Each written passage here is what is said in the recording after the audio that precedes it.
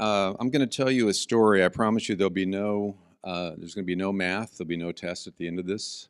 I'm not a physicist. I'm not a mathematician.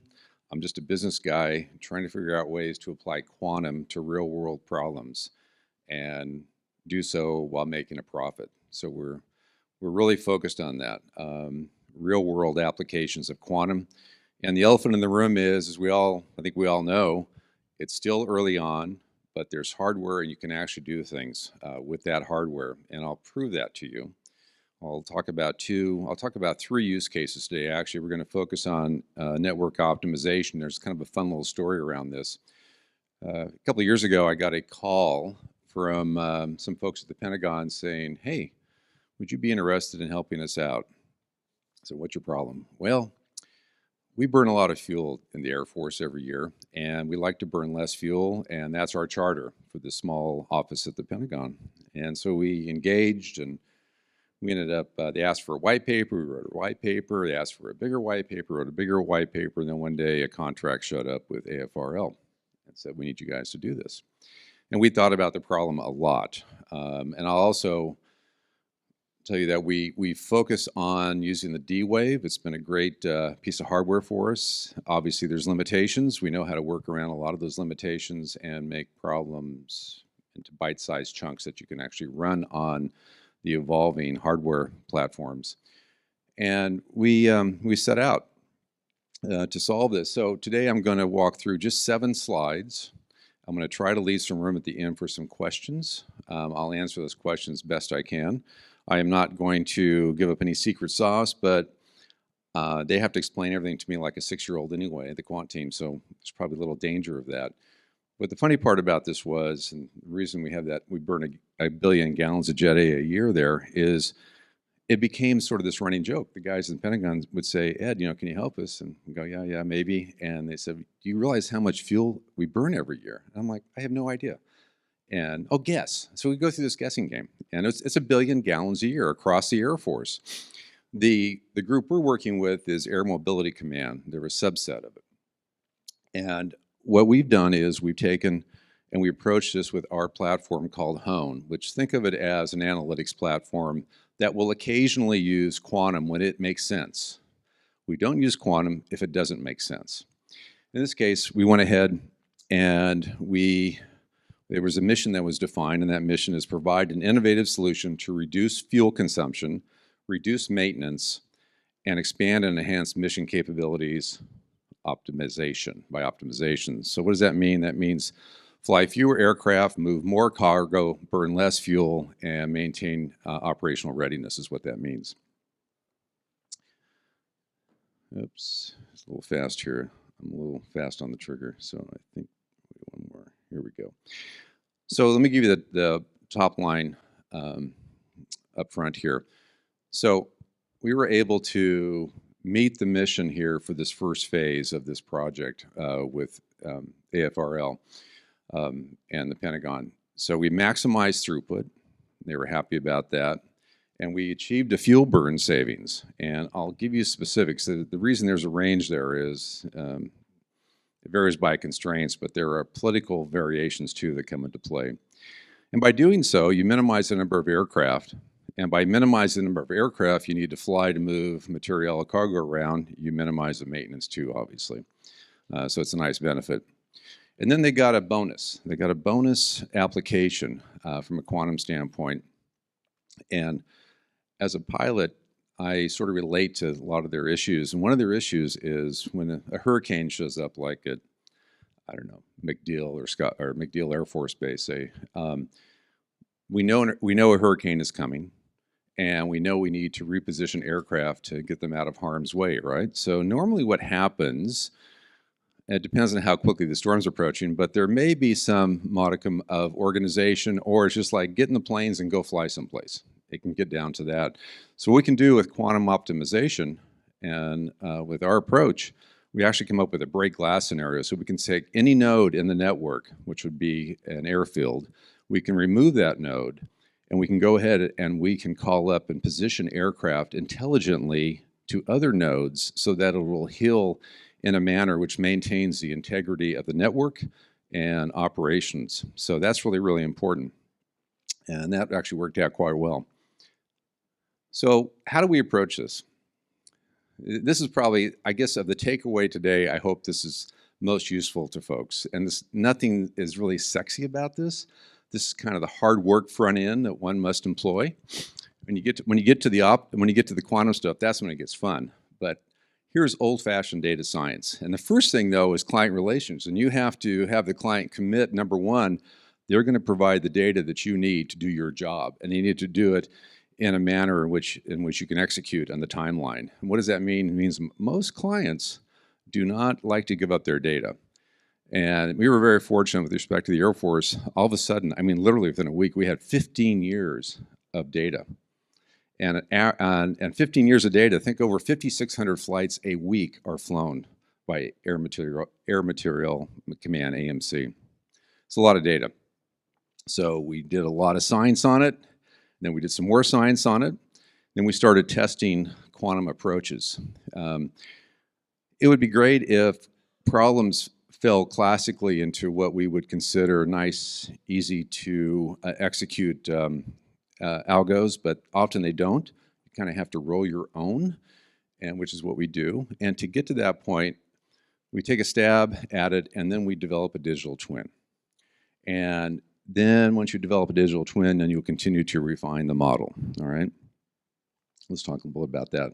So we have a video that's popped up here. It's about 3 minutes long. And this is actually the digital twin. We've accelerated time, and we're just focusing CONUS, North America. And do you remember the movie War Games, Matthew Broderick? Well, it's a little war gamey like, so we'll push in on it. Those are the air bases, the circles, and then those are the flights. Now, there's two colors. There are sort of a blue-green color. That's a normal routing. And then there's these orange arcs that are occurring. Those are quantum commanded flights. And those flights will go in new and different routings than what they're accustomed to. Currently, AMC runs what they call channel flights. Think of it as scheduled airlines. Most of the flights are channel flights. Give you a little perspective on AMC. Their fleet is 430 aircraft. Juxtapose that to American Airlines, which I think is the largest carrier on the planet, at least in the US, and they have 950 aircraft. So it's a considerable amount of aircraft they're flying around and maintaining and loading and unloading on it 24/7. So on the digital twin approach, there's two ways of doing this. This is the pretty way. We actually run this through an API, and this is, we built a version for Unreal 5. That's what we're seeing here, Unreal 5 game engine. So we can get some really nice graphics. We can slew around the world, do all sorts of cool stuff. That's the pretty digital twin. But all the iterations prior to that, they're down and dirty, they're mathematical. You're looking at numbers, right? And then this is what you usually end up creating for either board presentation for a client, or in the case of this project, it was briefed up to the assistant SecDef because they took this as pretty seriously. So you're testing these quantum candidates, and you're refining these strategies, and you're benchmarking all of this. So we're running this on a D-Wave. And we're also currently doing benchmarking for running QA/OA on gate models, IBM and IonQ, for instance, and trying to see if those will serve our purposes for this focus on quantum, on optimization, I should say. But back to the bottom line on this. In the earlier slide, there was an X, single-digit X, and two X's in terms of efficiencies. And what we determined with the digital twin here is we ended up in this we'll call it a synthetic week. We ended up saving 43%, that's 43% in fuel, and moving 5% more cargo over the course of the week. And when this came out internally, we were doing a bunch of runs, and they were hitting in the high 30s, and then we got to 41, 42, and they're mucking around with the algos, and they got to 43. And I said, guys, this is great, but no one, and I repeat this, no one is ever going to believe this. So we ended up briefing it with the client, and I told the guys, I said, we're going to demonstrate this to you, and you're not going to believe it. Okay, and I get that. So we did it, and they're going, oh my God, this is great. No one's ever going to believe it. This is 8%. So that's what we went with, an 8% increase or 8% decrease in fuel burn to actually move more cargo. And that's what we came out with. And just to kind of sum up here, so these processes that we follow here, just kind of run through them, not to get too much into the weeds here. By the way, that's a quantum furnace is what we're calling that. So we do this testing process to include digital twins to determine the best quantum optimization strategies. And we do a classical hybrid approach. We don't use hybrid solvers. We do our own because remember, I think I mentioned Hone is an analytics engine. We have a lot of hardcore advanced analytics running on that system. So we essentially have that tool set we've derived from our actual engine, the Hone engine, and we use that in conjunction with quantum. So we don't use any of the hybrid solvers out there. We have our own. And then we have our own tool set for creating our own QUBOs. We have our research centers based out of Santa Fe, New Mexico. A lot of our talent comes out of the labs. They've two of my guys had their own private D-Wave for 5 years, so they have a very deep and strong understanding of the limitations and the strengths of the annealers and the D-Wave. And that really comes in handy. So we try to be elegant about this because essentially we're trying to, right now as a group, as an industry, we're trying to use quantum computing to solve real world problems. That's the goal, right? Create value, right? We'll attract money and talent and value to this industry. And in order to do that, you've got to do more with less in terms of the limitations in the hardware. And this has been a perennial problem. But now we're starting to get to a point where you can do some interesting things. We've proven that process-wise. We've deployed quantum at Pier 300 at the Port of LA successfully, hitting the D-Wave every 15 seconds, 2 shifts a day. I've just walked you through this AFRL program. We're actually now in phase 2.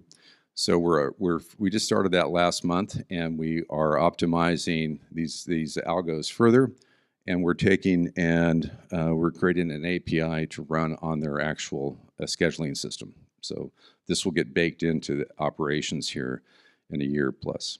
And that's the plan. And I'm not getting into the details on this, but I can tell you that we've taken the world and we have parsed out the network, and then we use the D-Wave to optimize these sub-networks, and then we merge them all back together and then do more optimization. And that's what really is kind of the secret sauce to this approach that works really well. And the third application of quantum we'll be announcing next quarter, and that's we're an AI and quantum company, and we're bringing the two together is the mission. But we have something called Seeker, and go to seekerchat.ai. It's free, sign up, and it's Gen AI for your own content. And we'll be announcing something called quantum prompt optimization, using a D-Wave at the back end to optimize prompts based on your content, large corpus kind of thing. So with that, to questions, if there are any. Thank you, Ed. Any questions? Yes, please thank our speaker. And any questions out there? One way in the back.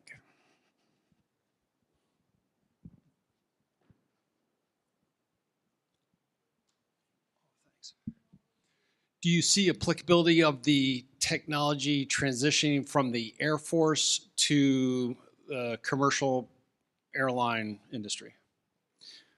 Yes.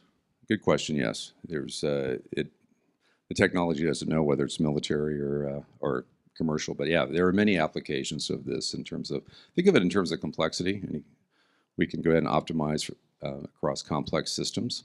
You can even run it on, you could do this with railroads, right, as well, but yes. Any additional questions? I'll take the moderator's privilege to ask one. You mentioned some of these break glass scenarios, but more generally, sometimes we're told by some of the national security folks on optimization, it's like finding an optimum solution isn't necessarily the hardest problem, it's adjusting to when things change. So you've got some solution, but now something's broken in the world. Is that what you've covered under broken glass, or are there additional kind of react to kind of upsetting or perturbing events? Yeah, it's a really good question. So there's a couple of approaches, right? More classically, you would go through and you would try to imagine all the perturbations that you'd have to guard against, and you go ahead and these are large processes, large computes. So you would go ahead and probably pre-process scenarios. In fact, there are many people back in DC that do this for a living, right? They do war planning, and they go through these large computes, if you will, of scenarios. But what's cool about quantum, and in the break glass scenario that I was citing here with Hone and for AMC, is we don't really care. So we just find out. Basically, we just give a command off a front end saying, okay, McDeal's out, or it's going to be out in 2 days. Go ahead and now do all the rerouting, optimize the entire network for that, and then it'll tell you it'll notice where the aircraft are, and then it will give you recommended. It's not it's kind of a kill chain kind of approach, right? Everything has to be authorized by humans, but it'll make these recommendations. Okay, take these aircraft, move them here, take these aircraft, move them here, and then a human will authorize those movements, those commands to do so. But you do that on the fly. And, round trip on something like this is not hours, but just a few minutes to do that. Okay, Yeah. thank you. Impressive. And additional questions? Thanks. You mentioned your use of D-Wave. Are you planning to use other types of quantum computers as well, or is it just the architecture of the D-Wave system that suits your problem? We basically, our position is we're hardware agnostic, but D-Wave has been the weapon of choice because we make it work on these problems, and it works consistently and well, and we're evaluating gate models. And the big unknown for us is we have to convince ourselves that QA/OA is a viable alternative to an annealer, and we're still working on that. So if anybody has an experience in that and can share, that'd be great too. So our guys are working hard on that right now. Okay, we have time for another question. Any more? Yep. A couple. All right. So, hi. As the problem size increases, how do you intend to tackle that? Have you covered the entire problem size in your current use case? So how do we handle the problem as it grows? Yes. Yeah. Okay. Yes. So let me give you an example. A couple of data points with respect to this particular application of Hone and optimization. We really focus on. Let's think about this. So we really focus on the bases classically, okay, and then we focus on the aircraft with quantum hits, and so that's part of this hybrid solution, as opposed to maybe you guys would think of a classic hybrid solution of more in a serial process. We actually split up and do some parallel processing, but we'll split up in this case sort of on the ground versus in the air, and the air takes full benefit of the quantum. And then as the problem grows, it really becomes a question of how do you want it to grow? How many constraints do you want to consider, right? I mean, as we get access to more qubits, we're able to impute things such as winds aloft at various altitudes. We could actually tell the pilots, we can make recommendations on flight planning. We can get down to that level of specificity. We're also, part of this next phase is we're looking at volumetric efficiencies associated with cargo, with loading. And that's a whole nother, those are basically, you're running separate processes that are more quantum than classical on those. Then you bake those into a larger stack. So you can parse out the constraints, you can solve for them, and then you can kind of just reassemble and reaggregate, and then you can sort of do an Uber optimizations on these things. So it's not sexy, but it's very effective, these approaches. So again, limited hardware, how are you going to make this thing work and do what you need it to do now? And we don't wait around. I mean, everybody talks about new hardware coming, and we get excited, but we have to temper our excitement knowing, well, we need something to work today. How are we going to make this thing work? So, yeah. And one more question. It's you addressed most of the points which I was going to ask, and it's an extension or maybe a different way to ask the same question. Do you feel limited by the D-Wave system in any way, even though it has its capability in number of qubits is higher than the QAOA system? So would you want to be like not limited by as many qubits D-Wave supports? Yes, we are never happy. So D-Wave, I could pick on D-Wave, but I won't. And I'll tell you why, because we know what its limitations are. We know how to do some creative workarounds. I mean, in terms of, gosh, it'd be great if we had more connectivity, right? And if decoherence looked a little better than it currently does, that'd be wonderful too, right? But you just have to work around those things. And that's one of the reasons we do our own qubos. And we've tried off-the-shelf stuff, and we just couldn't make it work for mission. And across the 3 examples that I provided today, whether it's support, whether it's AMC or quantum prompt optimization. So yeah, and they'll get there. It keeps getting better. We're optimistic about QAOA, but we haven't seen it yet. And we know we have a solution that works now with D-Wave. And I'm not, this is not a paid endorsement. I mean, it works for us. So.